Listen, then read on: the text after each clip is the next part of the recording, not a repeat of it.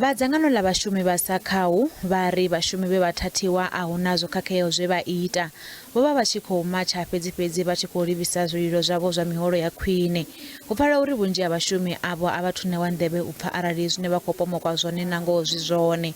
Vha dzangano vha khou rwa na dziṱhoho na vha Makro vha tshi khou vhila uri muholo u gonye nga phesenthe dza 12. Vhari vha khou ṱoḓa phesenthe dza 10 dza khomishini dzi tshi gonyiswa u ya kha phesenthe dza 2. Vha Smart vota phesenthe 4.5 ya nyengedzedzo dza miholo. The plan action for tomorrow is to deliver a memorandum at the US Embassy.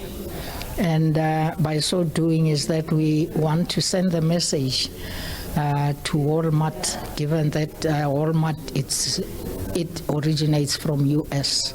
Hence we are then embarking on that action tomorrow at the embassy. Catering Vha Smart vha ri mbilo dza miraḓo ya dzangano a dzi swikelelei vhunga khamphani yo lozwa masheleni a rannda dza biḽioni 2.